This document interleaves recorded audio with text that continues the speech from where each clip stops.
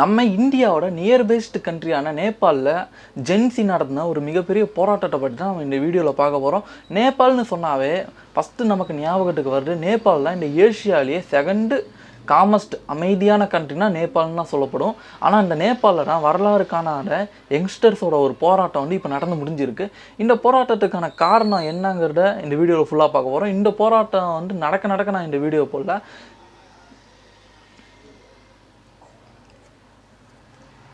இந்த போராட்டத்தோட live update கிடையாது. இந்த வீடியோங்கிறது இந்த போராட்டத்தோட போஸ்ட்பாண்ட் அப்டேட். இப்போ இந்த போராட்டம் நடந்து முடிஞ்சாச்சு. இப்போ நேபாள் எப்படி இருக்குங்கிறதுக்கான வீடியோ தான் இந்த வீடியோ. சேனலோட பேர் வந்து பார்த்தீங்கன்னா savage wolf. I am Shahul. நான் வந்து ஒரு நியூ கம்மர். நம்ம சேனல் வந்து ஒரு நியூ சேனல். மறக்காமல் இந்த வீடியோ ஃபுல்லாக வாட்ச் பண்ணி நம்ம சேனலுக்கு சப்போர்ட் பண்ணுங்கள். நான் இந்த வீடியோவில் பண்ணுற மிஸ்டேக்ஸை வந்து உங்களால் முடிஞ்சால் நோட் பண்ணி கீழே கமெண்ட் பாக்ஸில் கமெண்ட் பண்ணுங்கள். இந்த வீடியோ வந்து நிறைய பேருக்கு சஜஷன் ஆகும்னா நிறைய பேருக்கு இந்த வீடியோ உங்களுக்கு பிடிச்சா நிறைய பேருக்கு ஷேர் பண்ணி விடுங்க. இந்த ப்ரொட்டஸ்ட் எதுக்காக நடந்ததுன்னு சொல்லி இப்போ நம்ம பார்க்க போகிறோம். இந்த ப்ரொட்டஸ்ட் வந்து பார்த்திங்கன்னா நேபாளில் இந்த ப்ரொட்டஸ்ட் எதுக்காக ஆரம்பிச்சுது, இதுக்கான மூல காரணம் என்னங்கிறத நம்ம ஃபஸ்ட்டு பார்க்கலாம். ஃபஸ்ட்டு பாயிண்ட் வந்து இந்த நேபாளில் இந்த ப்ரொட்டஸ்ட் வந்து எப்போ ஆரம்பிச்சதுன்னா செப்டம்பர் 8 செப்டம்பர் 12 வரை இந்த ப்ரொட்டஸ்ட் வந்து நடக்குது. இந்த ப்ரொட்டஸ்ட் ஆரம்பிச்சதுக்கான காரணம், இந்த போராட்டம் ஆரம்பிச்சதுக்கான காரணம் செப்டம்பர் 5, 2025 நேபாளோட பிரைம் மினிஸ்டராக இருக்க KP சர்மா அப்படிங்கிறவர் வந்து பார்த்திங்கன்னா 26 சோசியல் மீடியா ஆப்ஸ் வந்து நேபாளில் பேன் பண்ண போகிறதா சொல்லி அறிவித்து பேனும் பண்ணிட்டாரு. அதுக்கு அவர் சொன்ன காரணம் என்னன்னு பார்த்தீங்கன்னா இந்த 26 social media apps including YouTube, Instagram, Facebook இந்த மாதிரி 26 சோசியல் மீடியா ஆப்ஸ் வந்து பேன் பண்ணிட்டாங்கன்னு சொல்லி அறிவிச்சிருக்காரு. இந்த 26 சோசியல் மீடியா ஆப்ஸோட ரூல்ஸும் வந்து பார்த்திங்கன்னா நம்ம நேபாளோட ரூல்ஸுக்கு அகேன்ஸ்டாக இருக்குது. நம்ம ரூல்ஸோட இது வந்து மெர்ஜ் ஆகலைன்னு சொல்லி தான் மெர்ஜ் ஆகலைங்கிற ரீசனை தான் இவங்க வந்து ஒரு ரீசனாக சொல்லியிருக்காங்க. ஸோ இங்கேருந்து தான் இந்த போராட்டம் வந்து ஆரம்பிக்குது. செகண்டாக இப்போ ஜென்சினா யாருன்னு பார்க்கலாம். ஜென்சிங்கிறவங்கள 1997 இருந்து 2012 உள்ள வந்து பானான குழந்தைங்களை வந்து நம்ம ஜென்சின்னு சொல்லுவோம். அதாவது என்னையும் சேர்த்து தான் சொல்கிறேன். பானான பீப்புள்ஸ் வந்து நம்ம வந்து எல்லோரும் ஜென்சின்னு சொல்கிறோம். இந்த ஜென்சி பீப்புள்ஸ் வந்து ஒரு தோராயமாக எடுத்துக்கிட்டிங்கன்னா ஒரு 60 to 28 ஏஜுக்குள்ளே இருக்கிற பீப்புள்ஸ் வந்து எல்லோரும் ஜென்சின்னு சொல்லுவாங்க. இவங்க வந்து சோசியல் மீடியாவில் நல்லா ஆக்டிவாக இருப்பாங்க. அண்ட் தென் நல்லா சமூக கருத்துக்களோட அந்த மாதிரி இருக்கிற ஒரு பீப்புள்னு கூட வச்சுக்கலாமே. ப்ரொட்டஸ்ட் வந்து பீக்குக்கு போகுது.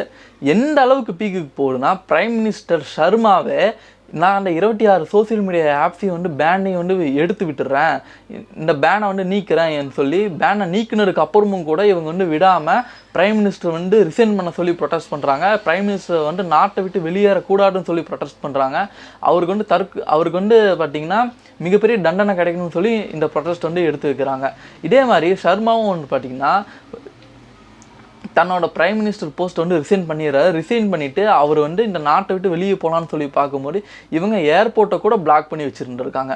ஏர்போர்ட்டுக்கு கூட போக முடியல. தென் அரசியல்வாதிகள் மற்றும் பல அரசு ஊழியர்களோட வீட்டில், மெயினாக இந்த அரசியல்வாதிகளோட வீட்டுகளெல்லாம் வந்து பார்த்திங்கன்னா பெட்ரோல் பாம்ஸ் வந்து வீசப்படுது. இதில் வந்து பார்த்திங்கன்னா எக்ஸ் பிரைம் மினிஸ்டர், அதாவது நேபாள் நாட்டோட முன்னாள் பிரைம் மினிஸ்டரோட வீட்டில் வந்து குண்டு வீச்சு நடந்திருக்கு. குண்டு வீச்சுன்னா இந்த பெட்ரோல் பாம் இந்த மாதிரியான பாம்ஸ் வந்து போட்டிருக்காங்க. இதில் வந்து பார்த்திங்கன்னா முன்னாள் பிரைம் மினிஸ்டரோட மனைவி வந்து பார்த்திங்கன்னா உயிரிழந்திருக்காங்க. இதோட பீக் எந்த அளவுக்கு போயிருக்குன்னா, நீங்கள் பேரிடர்கள், மிகப்பெரிய சுனாமி இந்த மாதிரியான இயற்கை அழிவு வரும்போது மக்களை காப்பாற்றுறதுக்காக மிலிட்ரி வந்து பார்த்திங்கன்னா ஹெலிகாப்டர்ஸ் வரும். அதில் வந்து ஹெலிகாப்டர்ஸ்லேருந்து ரோப் இல்லைன்னா ஏணி வந்து கீழே தொங்க விட்டு அதில் வந்து மக்களை வந்து ரெஸ்கியூ பண்ணி கூப்பிட்டு போவாங்க. அந்த மாதிரி நேபாளில் இருக்கிற அரசியல்வாதிகளை மிலிட்ரி ஹெலிகாப்டர்ஸ் வந்து ரெஸ்கியூ பண்ணி கொண்டு போகிற அளவுக்கு இந்த ப்ரொட்டஸ்ட் வந்து பீக்குக்கு போச்சு.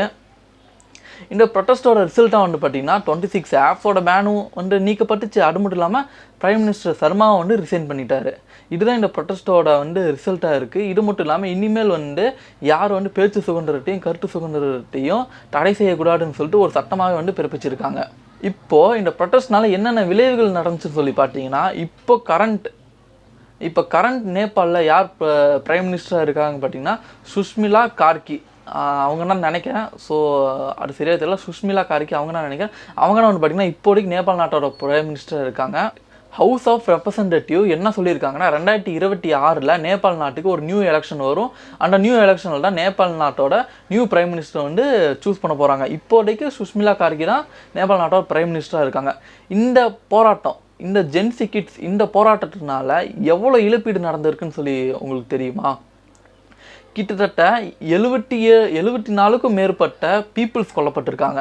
இது வந்து போராட்டத்தில் இறந்தவங்களா இருக்கலாம், இல்லை அந்த பக்கம் இந்த பக்கம் தள்ளுமுள்ளு சண்டையில் இறந்தவங்களா கூட இருக்கலாம். போராட்டத்தில் 74க்கும் மேற்பட்ட 74 பேர் கொல்லப்பட்டிருக்காங்க.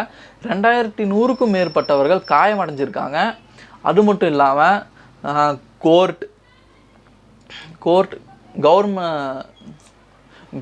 கவர்மெண்ட்டோட அலுவலகங்கள், மீடியா ஆஃபீஸ், அது மட்டும் இல்லாமல் 300க்கும் மேற்பட்ட small government, local government buildings, இந்த மாதிரி பொது சொத்துக்கள் வந்து நாசமாகப்பட்டிருக்கு. இதில் நேபாள் நாட்டுக்கு வந்து பார்த்திங்கன்னா, நேபாள் நாட்டு கரன்சி படி 3 ட்ரில்லியன் அளவுக்கு பணம் வந்து இழப்பீடு நடந்திருக்குன்னு சொல்கிறாங்க. இதை வந்து நம்ம வந்து டாலரில் கன்வெர்ட் பண்ணும்போது 21 பில்லியன் டாலர்ஸ் வந்து பார்த்திங்கன்னா லாஸ் ஆகிருக்கிறதா தெரிய வந்திருக்கு. லாஸ் ஆகிருக்கிறதா சொல்லியிருக்காங்க. 21 பில்லியன் டாலர்ஸ் வந்து லாஸ் ஆகிருக்கிறதா சொல்லியிருக்காங்க. $1 பில்லியன் நீங்கள் எடுத்துக்கிட்டிங்கன்னா நம்ம நாட்டு கரன்சி படி 8300 கோடி வருது.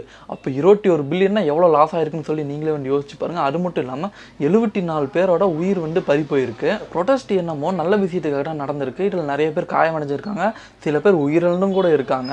ஆனால் இந்த ப்ரொடெஸ்ட் நடந்தது வந்து பார்த்திங்கன்னா மனிதர்களோட பேசிக் ஹியூமன்ஸோட பேச்சுரிமைக்கும் கருத்து சுதந்திரத்தையும் தடுக்கிற மாதிரி அந்த சட்டத்தை எதிர்த்து தான் இந்த ப்ரொடெஸ்ட் நடந்து இப்போ ஜென்சி பீப்புள் வந்து அதில் வந்து விக்ட்ரி பார்த்துருக்காங்க.